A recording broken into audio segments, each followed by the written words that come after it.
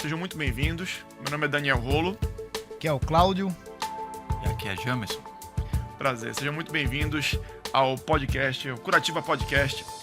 Aqui, hoje, a gente tem um episódio especial para vocês, onde a gente vai trazer os dados do estudo publicado recentemente na revista New England, do Journal of Medicine, o estudo europeu sobre rastreio de câncer de próstata. Um estudo bem interessante, análise de 23 anos de follow-up desse estudo. E, para isso, é importante a gente deixar bastante claro que aqui você encontra conteúdo educativo em saúde, sempre baseado nas evidências mais recentes, para oferecer conhecimento atualizado e de qualidade. Esse podcast tem finalidade exclusivamente de educação, informação e reflexão. Os conteúdos apresentados não devem ser utilizados isoladamente para diagnóstico, tratamento, cura ou prevenção de quaisquer doenças ou condições, e as opiniões expressas aqui são exclusivas dos participantes e não representam posição oficial de instituições, organizações ou serviços de saúde. Em resumo, pessoal, esse podcast não substitui julgamento clínico profissional. Sempre consulte fontes confiáveis. Revise as evidências mais recentes e use o seu senso crítico na prática médica. Então, pessoal, sejam muito bem-vindos mais uma vez para mais um episódio aqui com a gente. Estamos juntos. E eu queria começar com aquela velha pergunta do início do episódio. Qual é o ponto alto da semana de vocês? Por favor. O meu foi que eu comprei um patinete elétrico. E um capacete. Né? E Um capacete. capacete. Não ande sem capacete, pelo amor de Deus. Capacete. Não quero ver você no Além, trauma. comprei também cotoveleira e joelheira. Pronto. Justo. Ah, de cara, já tá dando Tô cambalhota. pronto pra cair, não pra andar, né? Boa. O meu ponto alto não tem como fugir. Eu paguei mais um boleto do meu casamento. Ei. E aí já me livrei de mais um. É um ponto alto. Agora só falta mais 28 pra gente dar conta. Mas vai acontecer. Cada dia mais estamos mais perto. Sucesso. Então não vou falar pra você que é só o começo, mas tudo bem. Obrigado pelo O princípio incentivo. dos males. Não dos males, mas dos boletos. Os boletos são uma característica da vida adulta, eu sempre aprendi isso. Mas, então acho que o meu ponto alto, eu vou...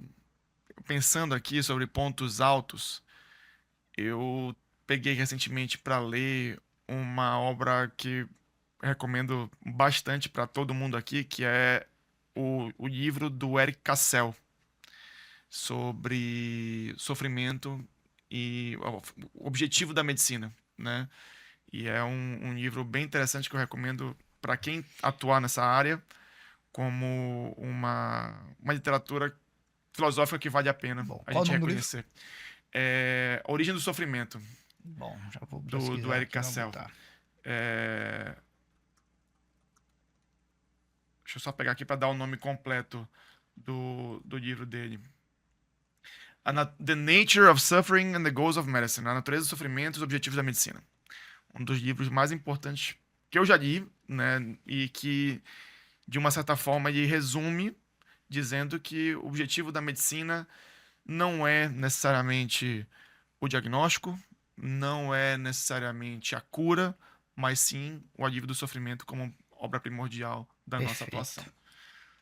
Então, recomendo o livro para quem se interessar e vamos dar início ao nosso episódio, então.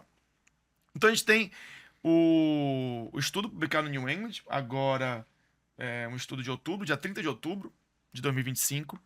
O estudo europeu para rastreio de câncer de próstata, uma análise de 23 anos de follow-up desse grupo, que foi liderado pelo grupo da Holanda, tá certo? Mas é um estudo amplo, realizado na Europa.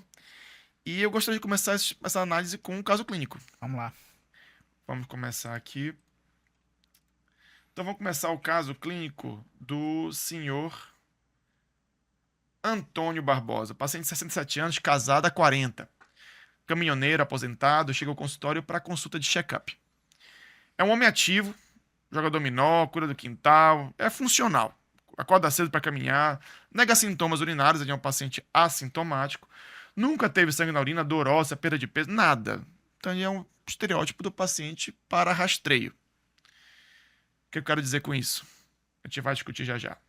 E aí chega para você e discute: doutor, quero fazer meus exames de rotina. Vi na TV que já tá rolando um negócio de Novembro Azul. Novembro Azul. Novembro Azul e tem que ficar de olho nessa próstata. E aí eu sempre tive medo desse negócio, desse exame, mas estou aqui para fazer essa avaliação porque minha família está em cima e eu preciso dar uma resposta para eles. Nunca havia feito PSA. Como é que vocês lidam com essa situação? É difícil. Vamos lá, seu Antônio, pelo amor de Deus, vamos conversar. Primeiro, a gente tem que realmente ressaltar o que seria um exame de rastreio. Boa. O paciente ele chegou assintomático e pedindo por um exame porque viu na TV, né? Já não traz para a gente a ideia de que ele trouxe uma queixa, foi encontrada alguma alteração em algum exame complementar que faça a gente suspeitar de um problema e fazer uma investigação diagnóstica. Por exemplo, um paciente que está com uma anemia no hemograma, não melhora e você vai pedir uma colonoscopia para ver se tem. Isso não é uma colonoscopia de rastreio, você está fazendo investigação diagnóstica. Paciente que está com sintomas urinários e você vai pedir um PSA para ver crescimento de próstata, isso é investigação diagnóstica. Quando a gente pega um paciente como o seu Antônio, que não tem nenhuma queixa, nenhuma alteração de exame físico, nenhuma alteração laboratorial que faça a gente suspeitar de exames, entramos no grande campo dos exames de rastreio, que são aquelas doenças prevalentes que dispõem de arsenal de exames de fácil acesso, que não vão onerar o sistema e que, se a gente descobrir em fases iniciais ou antes do problema aparecer, o tratamento ele é benéfico e efetivo em questão populacional. Mas aí, se isso é benéfico ou não para a próstata, a gente vai discutir durante o tratamento. Então, eu já diria para o seu Antônio que a gente precisa, antes de tudo, conversar sobre o pedido do PSA. Eu iria seguir toda a consulta e, no final, a gente vai decidir se pede ou não pede aí esse PSA do seu Antônio. O que é que você faria aí, James? No mundo real, eu acabo pedindo. Também. Acabo pedindo por inúmeras razões. Especialmente por pedido do paciente, né, que chega naquela história de check-up geral. E se eu não pedir, outro vai pedir também. Então, pelo menos poupa o paciente de fazer 2 vezes para coletar a mesma coisa. Mas não há resistência à solicitação do PSA. Eles não entendem o porquê de pedir, mas eles associam claramente aumento de PSA a câncer e a mortalidade por câncer. Isso. Existe essa associação implícita no PSA. Porque não só é importante ter o resultado do exame, é saber o que fazer com esse resultado do exame que vai vir. Então, também, na minha prática, eu não tenho nenhuma resistência a pedir PSA, mas sabendo que quando esse resultado chegar, a gente vai precisar rediscutir os próximos passos. E é melhor que isso seja feito com quem tem essa visão ampla e diferenciada do que por um outro médico que vai ser completamente intervencionista, dependendo do resultado. Então, eu pediria sim, sem problema nenhum, PSA do seu Antônio. Perfeito. Eu vejo semelhante a vocês no sentido de que o exame de rastreio ele é um exame que precisa ser solicitado a pacientes assintomáticos e essa diferenciação que você fez, Cláudio, foi importantíssima, é para o paciente assintomático. E aí, pensando nesse processo do paciente assintomático, quem é que vê o paciente assintomático? Quem vê o paciente assintomático geralmente é o generalista, a pessoa que vai para um check-up, para uma avaliação. Eu tenho pessoalmente e profissionalmente muitos problemas com e aqui eu posso ser crucificado por isso, mas eu acho que eu preciso falar. A avaliação de rastreio é uma avaliação do generalista. É um exame que precisa ser solicitado pelo generalista. O especialista, ele tem um viés que é inerente ao especialista, que ele vê os casos mais graves, que são selecionados para ele poder tratar numa situação específica do especialista.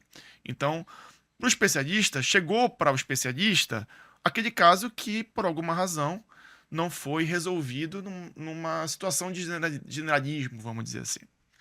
Então, ele vê casos de mortalidade, casos de complicações cirúrgicas, outras situações nesse sentido. Quando a gente fala de rastreio de pacientes assintomáticos, eu não posso pensar que a maioria dos casos vão ser câncer. Quando eu peço um PSA, eu posso ter PSA aumentado e não ser câncer, o cara anda de bike todo dia. Teve relação sexual horas antes da coleta do PSA. Vai elevar o PSA. Tem uma prostatite relacionada. Vai aumentar o PSA. E prostatite é chato de tratar porque a gente geralmente confunde com infecção urinária. E a gente sempre esquece que o tratamento da prostatite é prolongado. Longo, é. O antibiótico tem que ser por algumas semanas. Então, esses processos afetam o resultado do PSA e não são câncer necessariamente. E eu tenho o oposto. Eu tenho pacientes com câncer que não têm alteração de PSA. E Então, você vai ter alterações de PSA que são câncer que não necessariamente vão dar problema no paciente.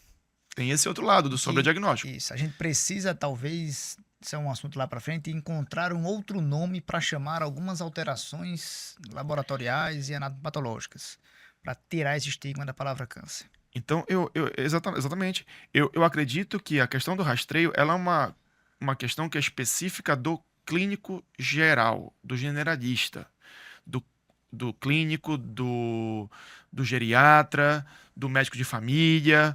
É quem deveria, por filosofia, por entendimento do que é um rastreio, pedir exames de rastreio. Esse é um ponto que eu vejo como muito importante. E o entendimento de que esse rastreio, ele pode vir positivo ou não, ele pode vir positivo e isso não afetar a história de vida do paciente, como o Cláudio falou, e tá tudo bem. Então, profissionalmente, no dia a dia, eu não tenho nenhum problema de pedir o PSA, mas essa conversa ela precisa acontecer. Não é uma conversa simples, mas é uma conversa que precisa acontecer. Não adianta apenas eu pedir o PSA e a gente vai conversar um pouco mais sobre por que isso não faz sentido. Uma vez que eu tenho um diagnóstico que pode estar atrapalhando o paciente. Então, vamos lá. A gente fez a avaliação e pediu o PSA.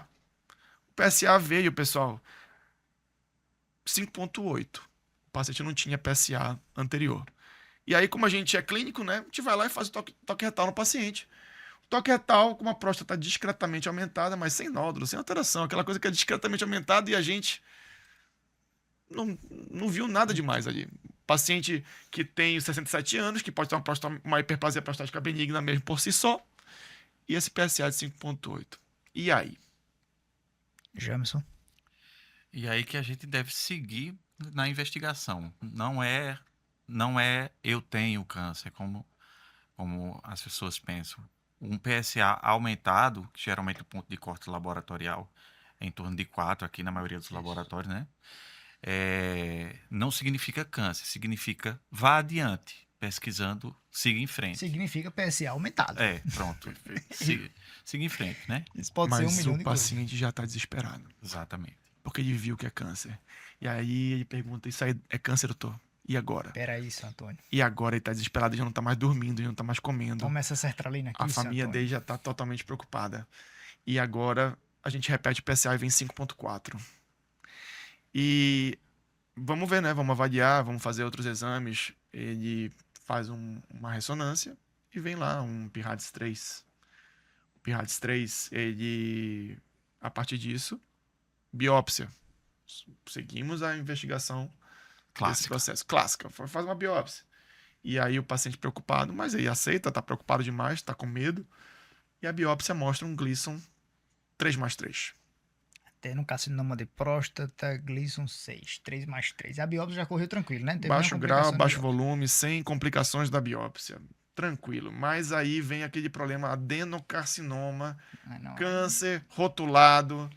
vai E ter- agora? O Uro vai querer tirar isso daí. Não tem nem o que conversar. Exatamente. Assim, uma coisa que eu queria falar antes é que a ressonância na investigação de um paciente com PSA aumentado pode ser feito por nós, generalistas também, né? Claro. Eu acho que eu sempre gosto de fazer até a hora, até o limite do especialista chegar e eu levanto a bola total para ele chegar e Perfeito. cortar. Então, onde entra o ultrassom aí, né? Porque seria uma ferramenta não invasiva, mais barata, Claro. mais acessível. Então, eu pensaria antes de ir para Para ressonância, ressonância, fazer o ultrassom de próstata. teria entrado lá atrás. Teria Assim como outros exame que a gente pode pedir do próprio PSA, né? Não só o valor bruto do PSA, mas tem a relação do PSA total pelo PSA livre, Exato. a taxa de crescimento do PSA. Então, assim, pô, tem uma primeira avaliação hoje. Eu vou querer repetir esse PSA, vou pedir ultrassom, vou pedir uma ressonância depois. Então, pensando nessa linha do tempo, você vai ter um PSA meio seriado aí desse paciente. Você pode fazer a curva de crescimento do PSA, isso também é importante para saber se aquilo é um crescimento maligno ou não. E a relação do PSA total pelo livre, valores mais baixos, acredito que 0,15 ou 16 é mais benigno, está mais para o lado do HPB. E valores mais elevados estaria mais ligado ao câncer. E o diagnóstico, o valor do PSA inicial, né? 5, isso já mostra pra gente ali uma patologia mais tranquila, mas o cara veio com um PSA inicial de 50, 70, 120, isso aí já alerta mais. Mas um PSA bem limítrofe, a gente pede um ultrassom aí nesse caso, uma próstata aumentada, mais homogênea. Muita coisa pode parar no ultrassom, né? Com certeza. Agora, o que eu vejo na prática é que os urologistas não fazem mais o toque. PSA alto é igual a ultrassom de próstata e se der alteração, eu não vejo ainda a maioria pedir ressonância, a maioria faz aquela biópsia prostática com múltiplas para pegar uma amostra total, que é muito mais danoso. Mas eu penso que fazendo ultrassom como um generalista, você já tira o potencial do viés do especialista quando você diagnostica uma patologia benigna. Então, às vezes você evita a cascata iatrogênica, né? Em que uma pessoa que só vê próstata, que quer operar a próstata, que vive e sustenta a sua família de operar a próstata, é claro que ele vai tender a ver mais coisas do que a gente vê, Com né? certeza. Então, geralmente, esse é o caminho que eu faço, né? Eu faço PSA, eu não toco o paciente de rotina, não toco, literalmente não tenho mão para isso. Exato. Também acho. Eu também não tenho dedo para isso. Aqui eu coloquei muito mais no contexto teórico. Tá? Eu não toco, mas tento sempre contextualizar o paciente, dar tranquilidade em fazer o exame, né? Não deu uma próstata tal. Hoje eu atendi um paciente que tinha uma próstata de 80 centímetros cúbicos, né? E o PSA dele era 8, mas a relação era 16%, 0,16. Aí eu pedi ultrassom para ele. Não toquei. Então, mas só qual é o problema nesse caso? 83 anos, né? 83. Já está bem na frente. É outro processo, hein? Mas se fosse esse nosso, de 64, eu faria ultrassom. Perfeito. Acho que no dia a dia o ultrassom está mais disponível, né? Mas aqui, para efeito teórico também, acabou partindo para ressonância, mas não tem problema, é só para entendimento do caso. E aí tem um Gleason 3+3, um ISUP de 1. É um paciente de baixo volume, um paciente de baixo risco. Mas a família está desesperada, esse cara está desesperado, ele quer operar. E aí, eu acho que é muito importante a gente diferenciar algumas estratégias que a gente pode utilizar, que uma alternativa, entendendo que é baixo risco, baixo volume, é observar. É o que o watchful waiting, Exato, né? Aquela situação ativa. de observar e ver o que vai dar. O watchful waiting é isso, basicamente. Eu tenho a vigilância ativa, onde eu vou acompanhar esse paciente com PSA, vou acompanhar com ressonância, no momento que começar a subir esse processo, aí eu vou lá e intervenho. E eu tenho outro processo, que é o processo curativo já radical, que envolve a realização da cirurgia. Esse é o que, uma vez que ele viu o nome câncer, é o que ele está pedindo, é o que ele está desesperado, é o que ele não vai ficar tranquilo se não for feito. E aí, a gente poderia conversar um pouquinho sobre essas três alternativas, do watchful waiting, da vigilância ativa e do processo curativo. Tratamento. Né? E para quem que a gente vai considerar essa alternativa de observar? É o tratamento mais passivo. É aquele paciente mais idoso, de 80 e poucos anos, por exemplo, que tem uma perspectiva de vida de menor do que 10 anos, que não vai se beneficiar do processo mais intenso. E aí a gente pode pensar num tratamento sistêmico mais paliativo, no sentido de Perfeito. controle sintomático. Não é o caso do nosso paciente, na é verdade. Ele também não é aquele paciente que está numa carga de doença avançadíssima, que eu tenho que resolver essa cirurgia para ontem, que eu tenho que operar um Gleason de 8, 9, e esse paciente está ali nesse processo. É um paciente que a vigilância ativa faz sentido para ele, faria sentido para ele, se ele não tivesse tão desesperado. É um paciente que a gente percebe que teria benefício dessa vigilância, mas ele teria que ter paz de espírito para isso, coisa que ele não teve. E aí ele vai para a cirurgia. Ele vai para a cirurgia. Uma coisa antes. Diga. A gente que leu esse artigo, o que é que esse artigo nos diz para a gente dizer ao paciente? Então, era um ponto que eu queria conversar sobre isso, uma vez que eu chegasse no desfecho dessa cirurgia. Certo. Então, Tá? Porque para interpretar esse artigo, você tem que saber interpretar artigos. É. Se você for só ler ele no seco, parece uma coisa. Mas se você não fizer um jogo crítico dos dados... Exato. Então, assim, eu queria falar um pouquinho terminar o caso e a gente vai discutir um pouco do artigo, Vamos lá. tá certo? Porque aí a gente pega e o paciente tira esse logo de mim, isso aí é uma bomba relógio, isso vai explodir uma hora, eu não consigo dormir com esse problema dentro de mim, eu sinto que a situação ela precisa ser resolvida rápido. E aí ele passa por uma prostatectomia radical. E o procedimento sai liso, sai tranquilo. Procedimento radical, é feito no melhor centro da cidade, é feito com o melhor cirurgião. E aí o paciente, depois de algum tempo, ele recupera da cirurgia, mas ele percebe que houveram mudanças. E esse paciente agora, ele se encontra usando fralda, porque ele evolui com uma incontinência urinária.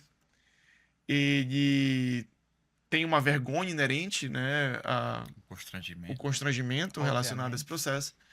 Ele tem uma questão de uma disfunção erétil, que ele lesionou ali, né, a inervação local, e aí a vida sexual com a esposa vai pro saco, perdeu.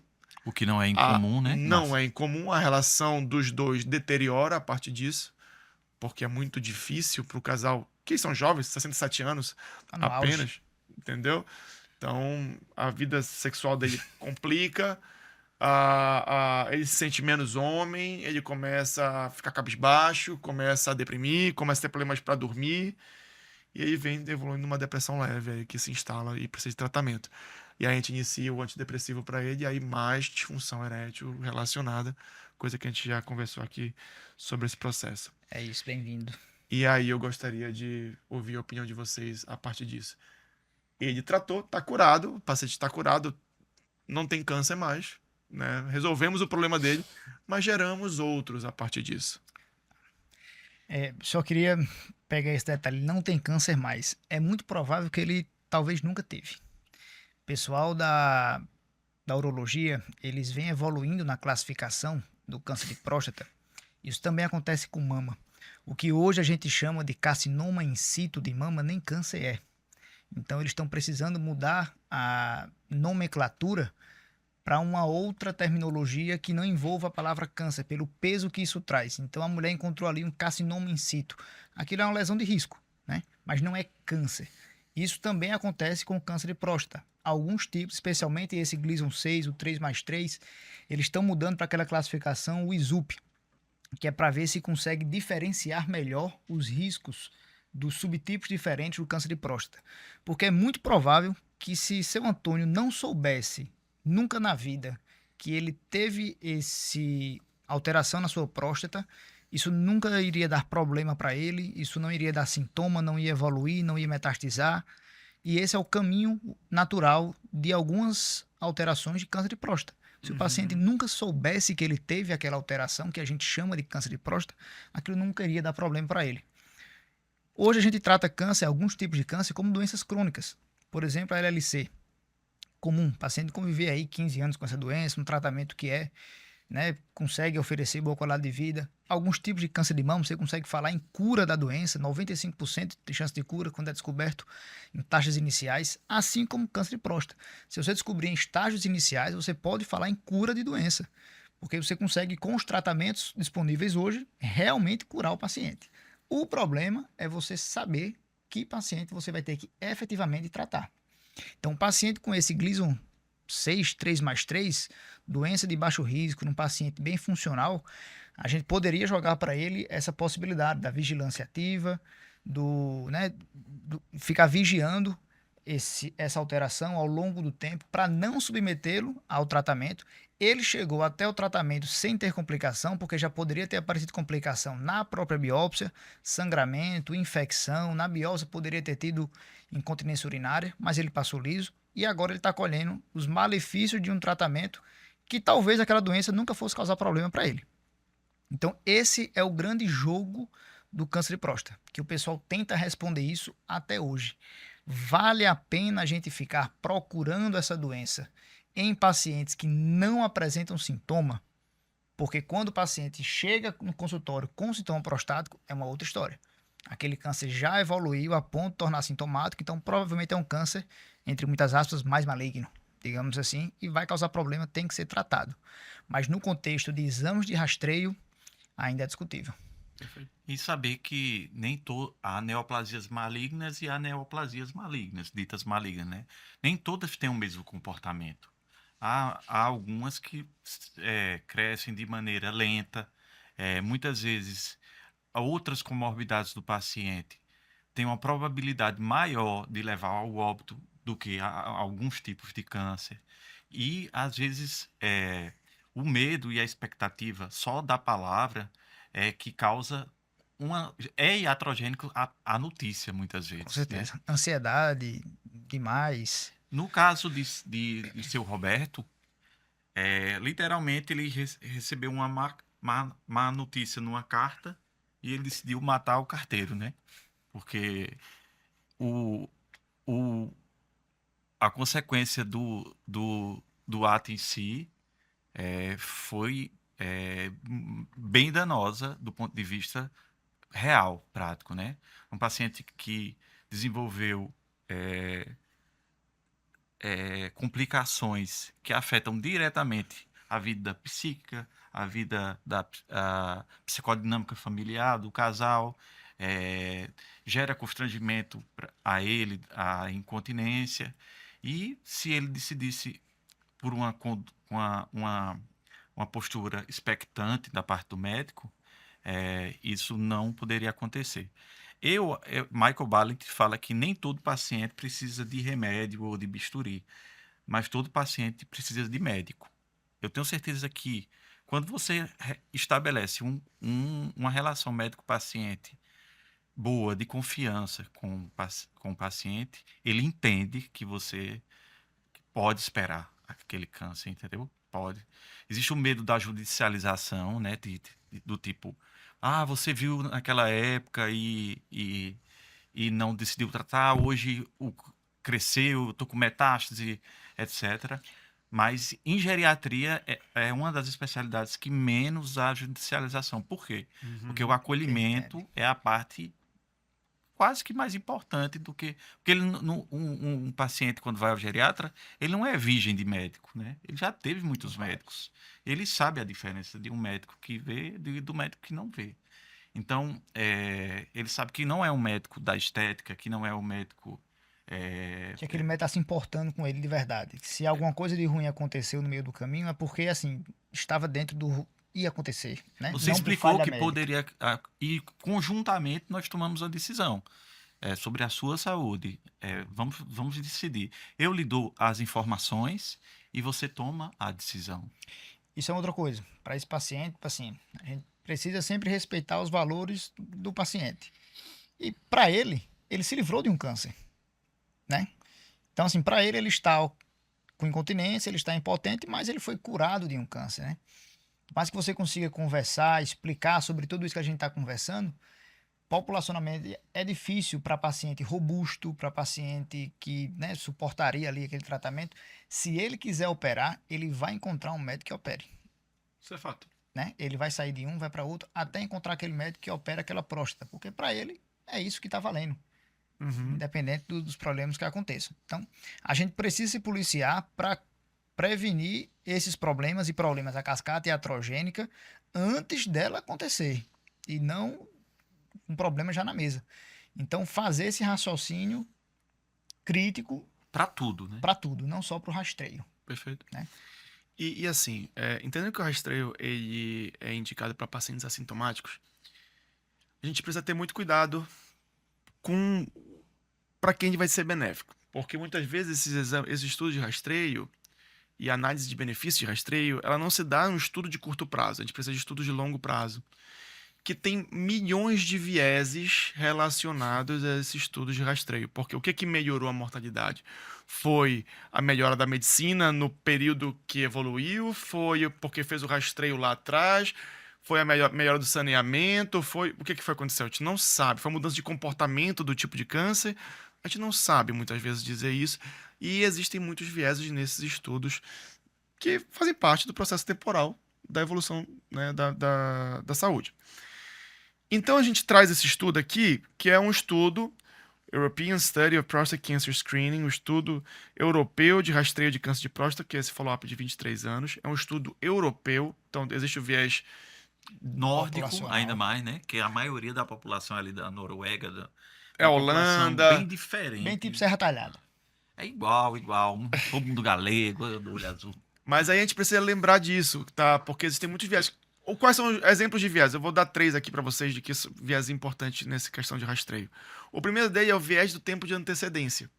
É quando, por exemplo, eu tenho um paciente que tem um câncer indolente, que nem o nosso paciente aqui, por exemplo, que ele iria descobrir o câncer dele com 77 anos, mas fez o pedido PSA com 67 e foi lá e diagnosticou esse câncer. Ele é um paciente que ele passa desde os 67 do diagnóstico, coisa que ele teria só aos 77. E aí ele vem e morre aos 80.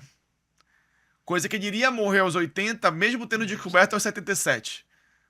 Então, se eu descobrir antes, quando eu faço análise do estudo, eu dei para esse paciente 13 anos de sobrevida para ele, com o rastreio precoce. Sendo que se ele não tivesse rastreado, ele teria 3 anos de sobrevida apenas. Mas ele morreu na mesma idade, com 80 anos. Independente do Isso câncer. foi benefício ou não foi? Foi horrível. Porque eu dei 10 anos para ele de doença, de um rótulo que ele vai viver agora com incontinência e disfunção erétil. Então, esse é um viés importante. Outro viés importante é o viés de duração, aonde quando eu faço rastreios, a chance de eu encontrar um câncer indolente é muito maior do que um câncer agressivo, porque eu estou pesquisando em pessoas Saudáveis. assintomáticas saudáveis. Então é um outro ponto muito importante. E o terceiro viés, que é super importante, é o problema que aconteceu com o Antônio, que é o do sobrediagnóstico. Aquele diagnóstico que não deveria ser feito, porque não se beneficia desse tratamento a partir do PSA realizado. Tá? Então, esse é um ponto importante. A gente vai discutir agora o estudo para mostrar que a gente precisa ler com cuidado, Perfeito. como o Cláudio falou. Então, quem quer resumir o estudo? Bem, o estudo foi feito aí nesse centro europeu, um estudo multicêntrico, randomizado. Eles selecionaram aí ao longo do tempo esses 162 mil homens, então uma população bem grande. E eles randomizaram praticamente em grupos iguais, um com 70 e tantos mil, outro com 80 e tantos mil, entre pessoas que iriam fazer o rastreamento com a dosagem do PSA e um grupo controle que não iria dosar o PSA.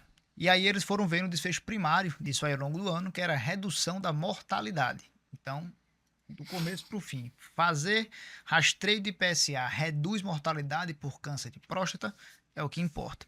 Eles viram, obviamente, outros desfechos secundários também, mas a resposta dita, né, pelo artigo foi essa. Comparado a não fazer o rastreio. Comparado a não fazer Só o para rastreio. pontuar, né, os desfechos secundários analisados foram incidência de câncer de próstata, estratificados pela Associação Europeia de Urologia, da classificação de risco, né, a partir do tempo do diagnóstico.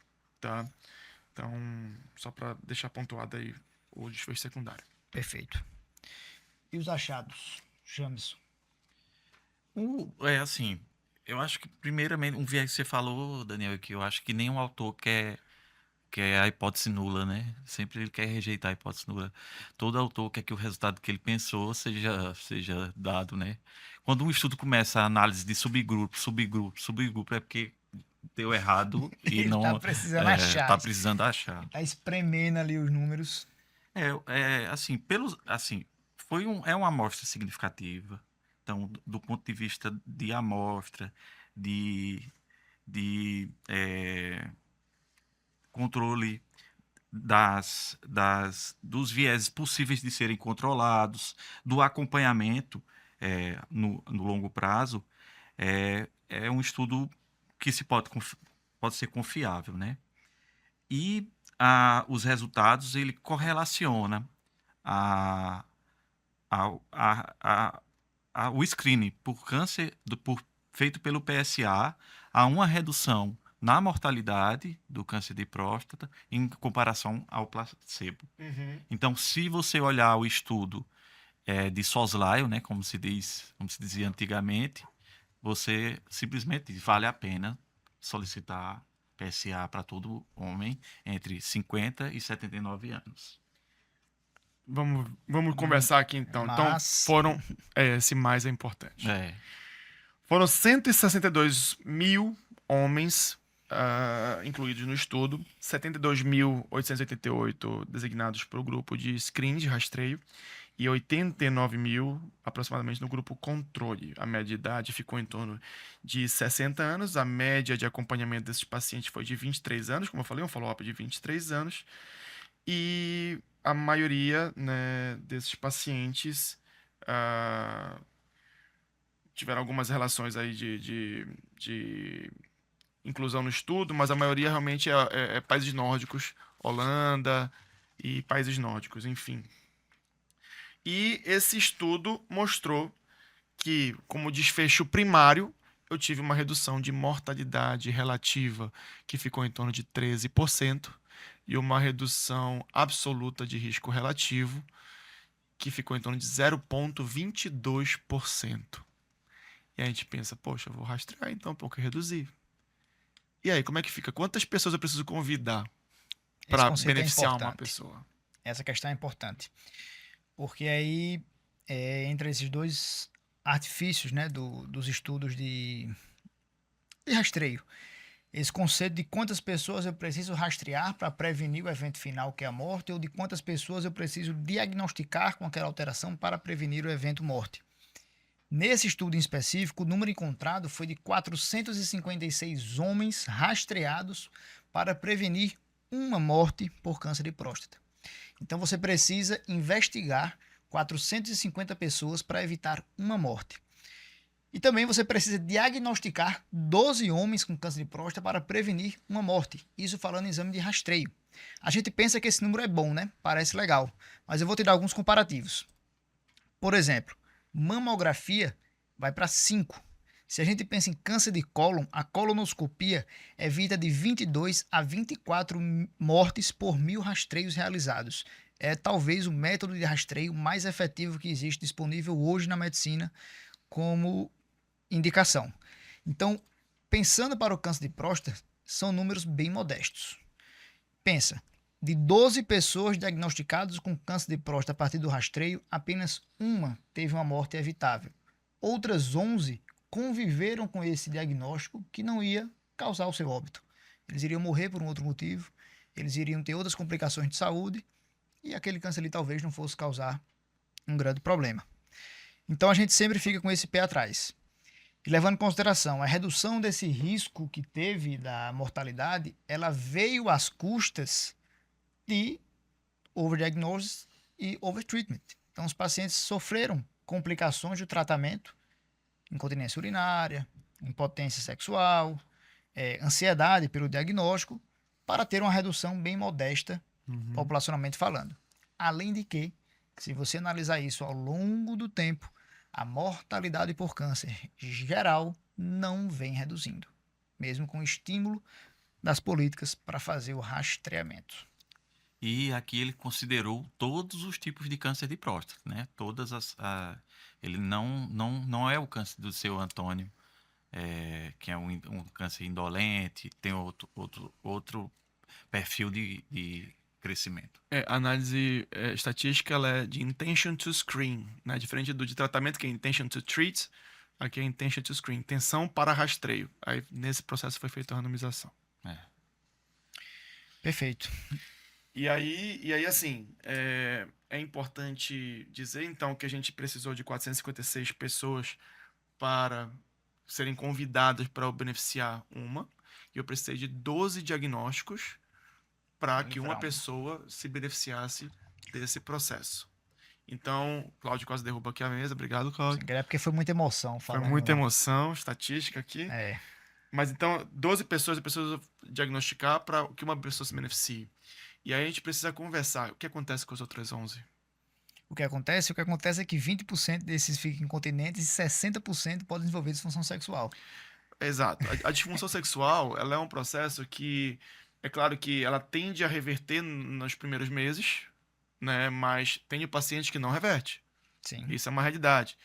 Eu tenho, como você falou, pacientes que evoluem com a incontinência urinária, então de 10 a 20%, e 2 a 5% desses pacientes com incontinência grave. 2 a 5% de, vamos dizer, 1.000 pacientes é 20 a 50 homens que eu operei, a cada 1.000 pessoas que eu operei. Então, é um número considerável, não é um número baixo. Ainda mais se você é o agraciado com essa... Coloca isso num contexto. O cara é caminhoneiro. Imagina ele no grupo de caminhoneiro, ele fralda. Ele vai parar de trabalhar, ele não vai querer sair, né? Então, você vai ter não só o malefício ali direto, né? Da incontinência urinária, mas todo o contexto social também vai ser alterado. Impacto laboral. Imagina esse cara, os amigos descobriram que ele tem agora disfunção sexual. E eu tenho 0,1 a 0,3% de mortalidade. É 1 a 3 mortes para cada 1.000 pacientes operados. Então, quando a gente pensa em política pública de saúde, eu tenho que pensar que esses números vão ser grandes. Não vai ser o N de 1. Não vai ser o meu paciente ali que viveu ou morreu. Não. Eu tenho que olhar e fazer esse cálculo quando eu paro para pensar qual é a porcentagem da população acima de 50 anos no meu país, no meu estado, na minha cidade.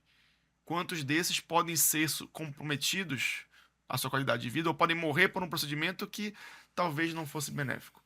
Então, esse é um ponto muito importante do rastreio, que ele tem que ser analisado num ponto de vista populacional. É diferente da análise médica, da prática médica diária, que eu estou com o meu paciente na frente e é só ele e acabou. Perfeito. Ou é 100% ou é 0%, não tem o meio termo. E voltando, porque a gente precisa sempre frisar esse ponto, porque a gente está falando, o câncer de próstata ele pode ser indolente, ele pode não causar problema, né? Como se a gente estivesse tirando a importância. Não, a gente está falando do contexto de rastreio. A partir do momento em que esse paciente começou a apresentar alteração clínica, sintomas prostáticos, uma hematura pelo crescimento da próstata, e foi diagnosticado com câncer de próstata, esse paciente merece receber o tratamento, porque muito provavelmente vai ser o câncer, entre aquelas aspas, mais maligno, né? De um prognóstico pior, de algum subtipo Gleason 8, 9, que precisa do tratamento.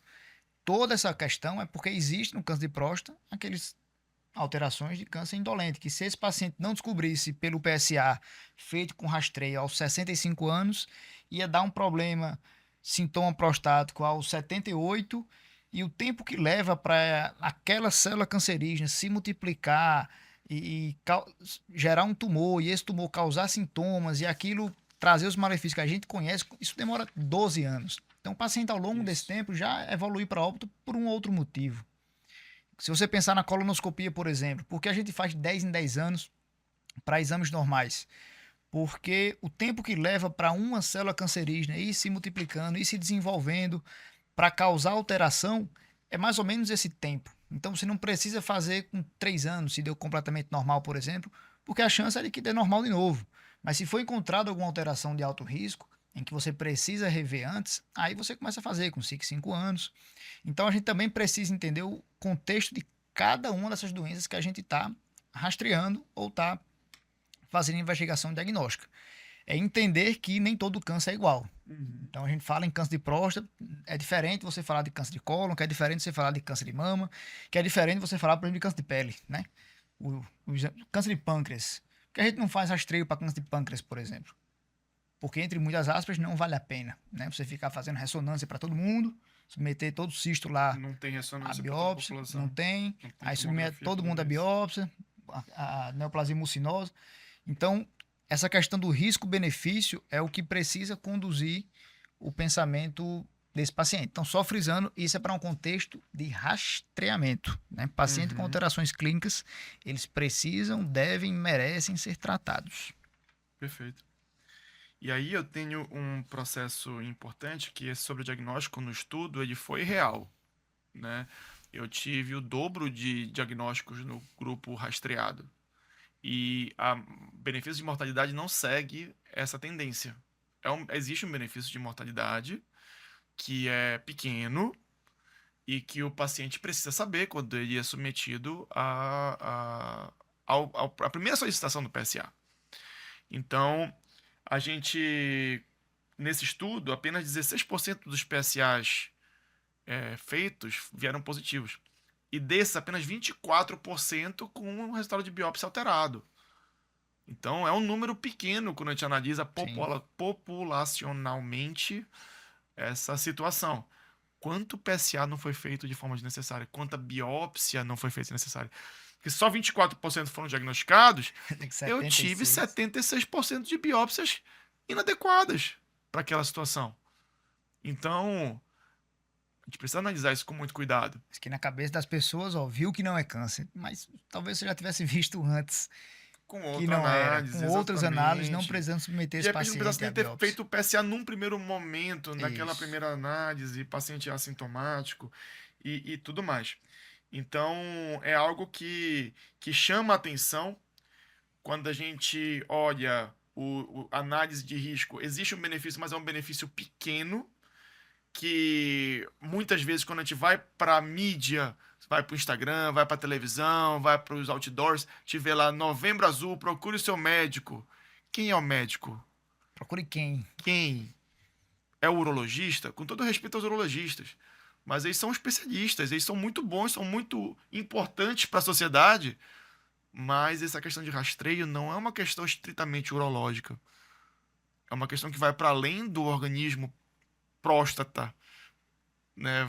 Afeta a pessoa como um todo e merece ser discutido por um generalista. Aqui é um generalista falando, claro que é um generalista falando, porque senão quem vai advogar pela gente? Perfeito. Mas Até você tocou num ponto interessante, é a questão do Novembro Azul.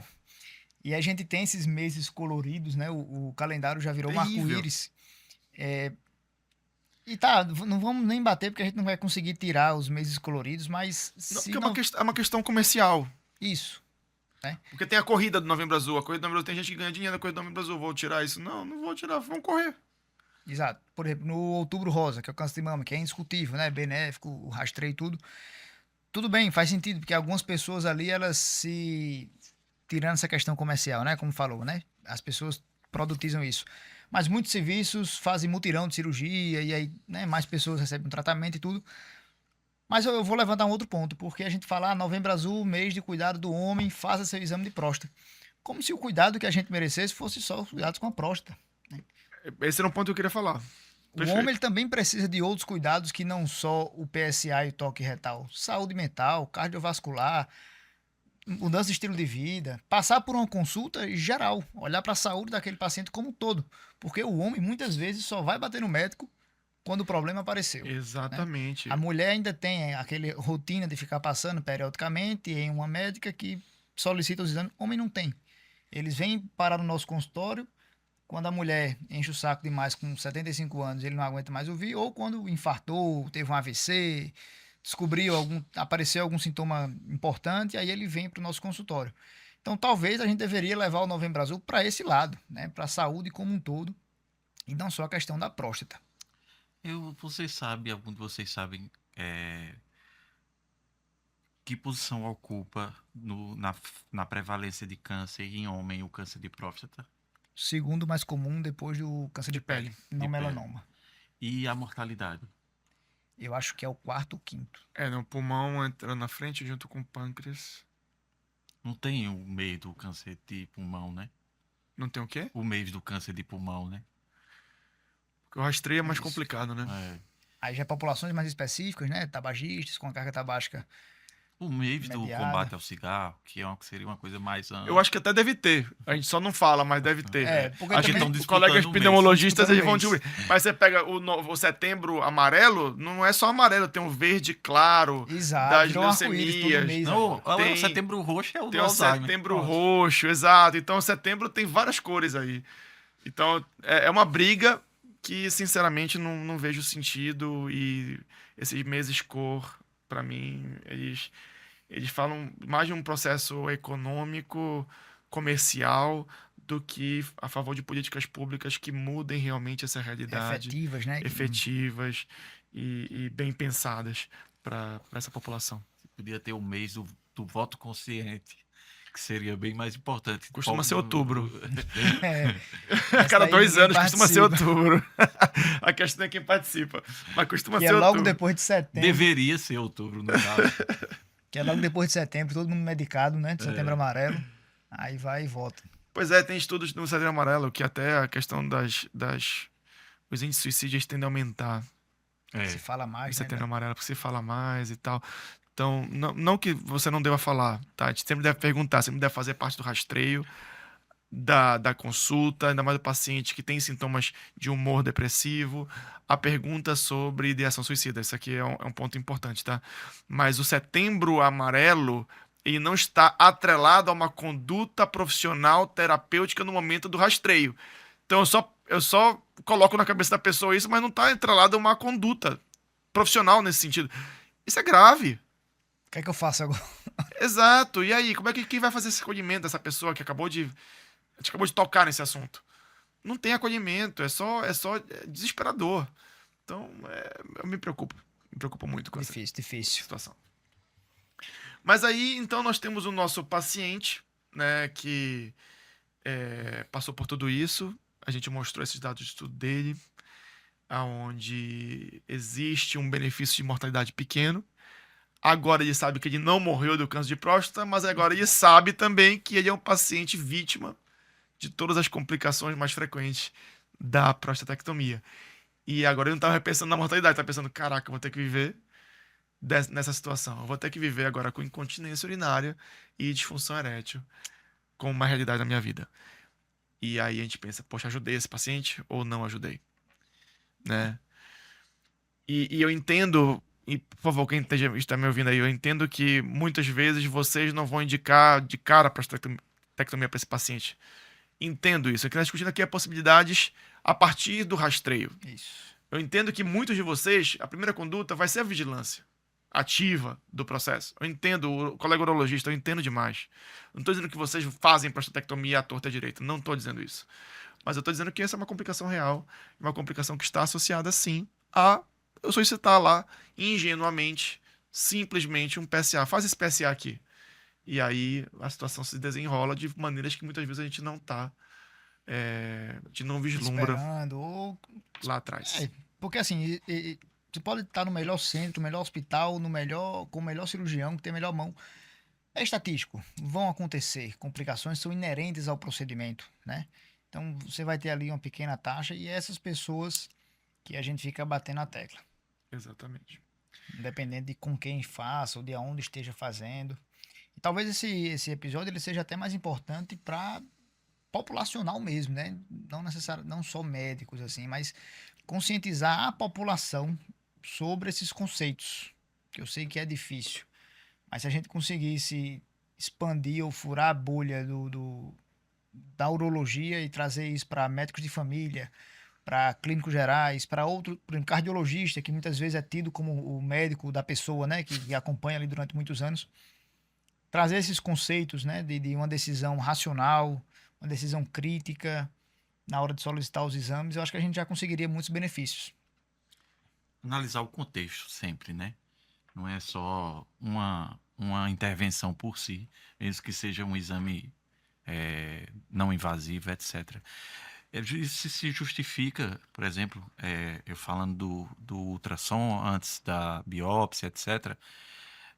Às vezes você precisa ser invasivo porque a neoplasia é prevalente, como você falou, como no câncer de colo, né, o colo retal. Então você precisa fazer endoscopia. a colonoscopia.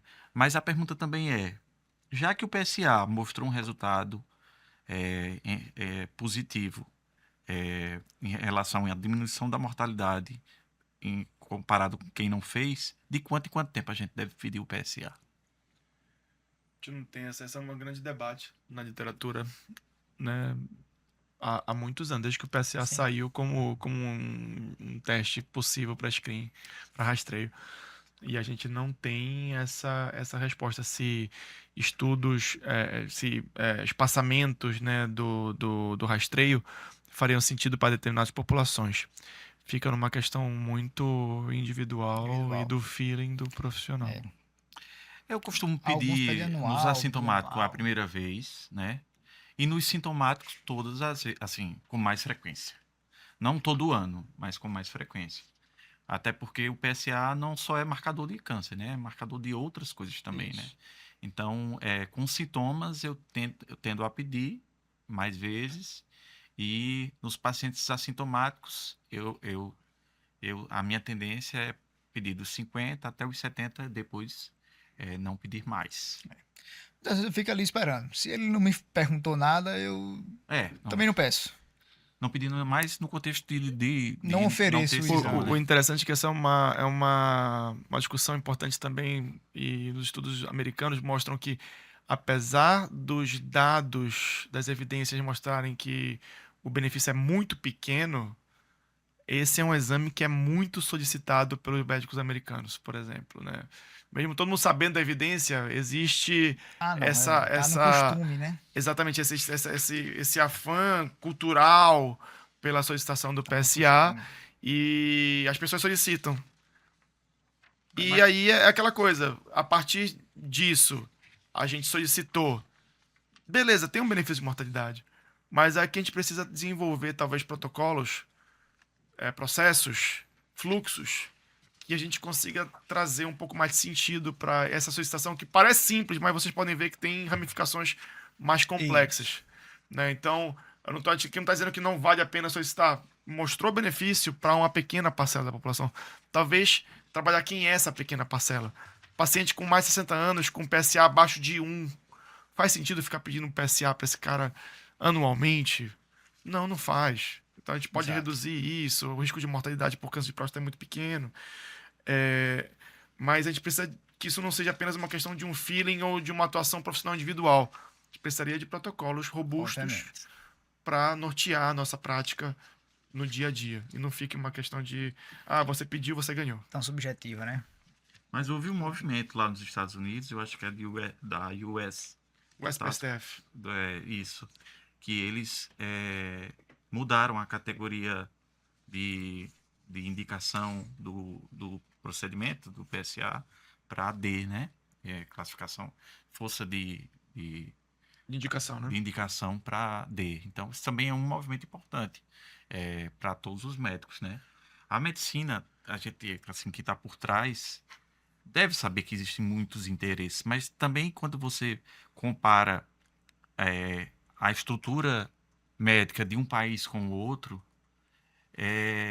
um país onde a medicina é feita toda de maneira privada e que cada exame gera um lucro para alguém, os Estados Unidos, ou no lugar onde a medicina é feita de maneira pensada do ponto de vista populacional, como na Inglaterra.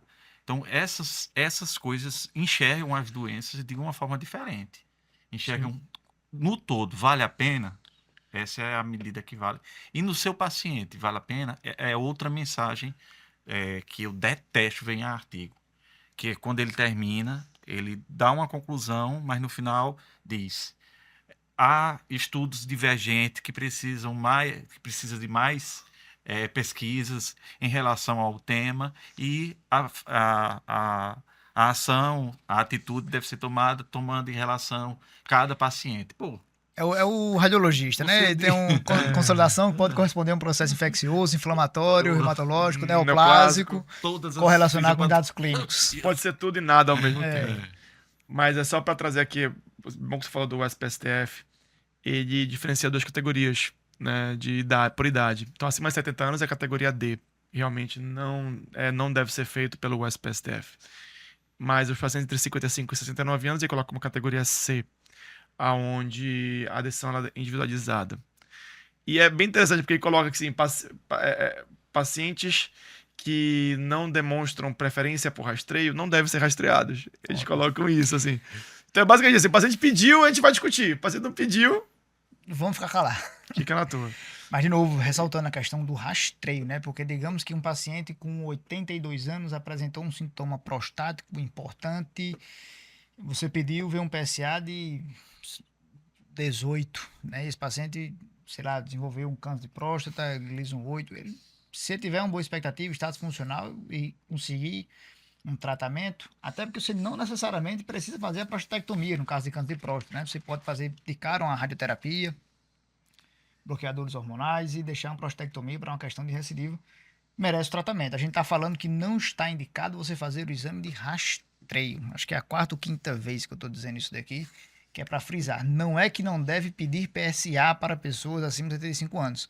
Não deve pedir de rastreio, assim como colonoscopia. Mamografia, por exemplo, né? Vai fazer mamografia numa paciente de 83 anos? Depende, né? Vai depender do prognóstico. Depende do prognóstico, depende da expectativa de vida. Às vezes a gente faz mais uma, né? Para encerrar aquilo ali. Então, é como na geriatria. Tudo depende. Ele tem que ser muito bem avaliado, muito bem Tudo analisado. depende. Lá naquela consulta com aquele homem no consultório, o N dele, o N da gente não é 162 mil. O N da gente É um. é 1, né? E esse 1 pode ser 100%, né? Ou pode ser 0% também. Então, tem que avaliar o contexto mesmo. É por isso que não pode ser uma coisa definida na individualidade. É uma questão que tem que ser definida como política pública de saúde. Esse é o meu ponto. O geral. Você viu que à medida que você anda na linha de investigação do câncer de próstata, vai diluindo a prevalência, né? Porque você faz uma coisa, faz outra. Então, você chega até o ponto de achar o câncer. Você pode ser menos iatrogênico, eu quero dizer isso. Você dilui a incisão, o risco, quando você avança na cascata de investigação. Mas você sempre tem que colocar na conta, na equação, quem é o paciente que está na sua frente. Perfeito. É muito provável que nos próximos anos a gente tenha mudanças de novo em relação a isso, por exemplo, com a ressonância magnética. A gente pensa que não, mas também é um exame laudador dependente. Então, quem está olhando aquela ressonância, ele precisa saber laudar segundo os TMP-RADS e olhar os múltiplos nódulos e dizer, ó, esse nódulo aqui em específico que é perigoso. Então, vamos biopsiar esse ou não. Ó, tem 3 nódulos, nenhum deles aqui me mostrou risco, PRADS 1, alguma coisa. Então, talvez ao longo dos próximos anos, ainda mais com inteligência artificial, aí, né, a gente pode ter um avanço dos exames, métodos de imagem que vão ajudar a gente nessa questão do rastreio e de investigação diagnóstica, de parar a investigação diagnóstica, se for o caso. Quem sabe, cena dos próximos capítulos.